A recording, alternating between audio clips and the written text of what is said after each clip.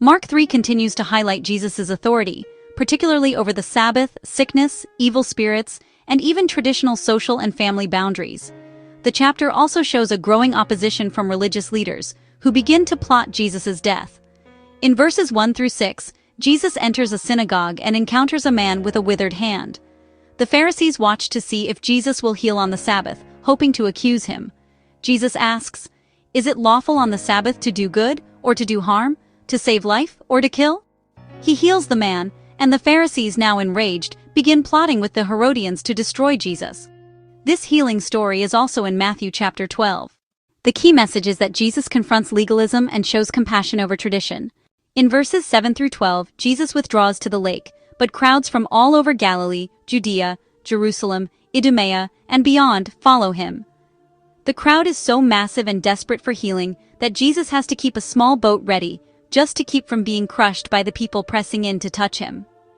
People seek healing and deliverance from unclean spirits.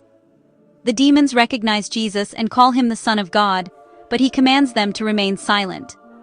People from every walk of life press forward, mothers with children, elderly men leaning on staffs, wounded laborers, each desperate for healing and hope.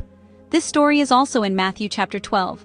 The key message is that Jesus' fame and authority spread, but he carefully manages how his identity is revealed. In verse 13 through 19, Jesus goes up a mountain and appoints 12 apostles to a higher level of commitment. They are to be sent out to preach and to have authority to drive out demons. The 12 are named, including Peter, James, John, and Judas Iscariot, who will later betray him. The appointing of the 12 is also in Matthew chapter 10. The key message is that Jesus forms a community to share his mission and carry on his work.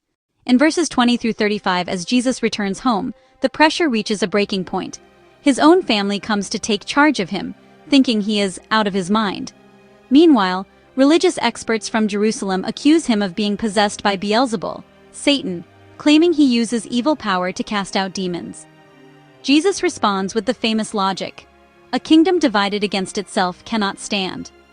He explains that he is like one who enters a strong man's house and ties him up to plunder his goods.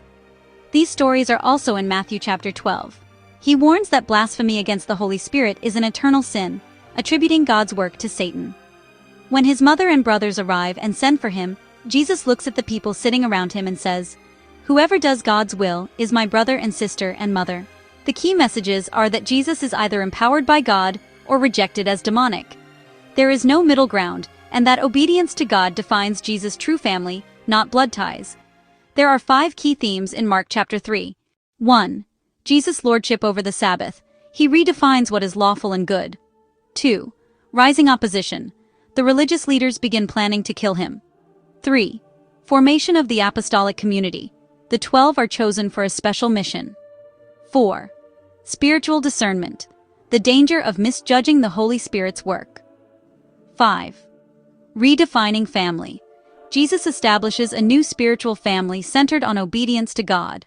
Mark 3 highlights growing opposition to Jesus alongside the expansion of his ministry.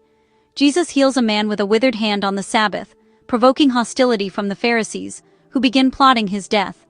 Large crowds follow Jesus as he heals many and casts out demons, while unclean spirits recognize his authority.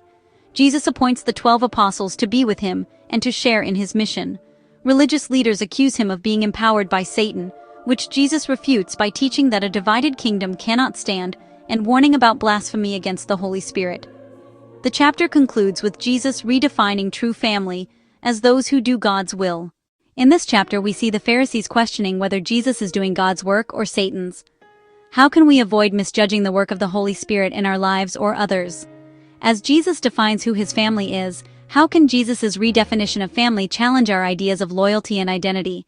How can we avoid misjudging the work of the Holy Spirit in our lives or others? As Jesus defines who his family is, how can Jesus' redefinition of family challenge our ideas of loyalty and identity?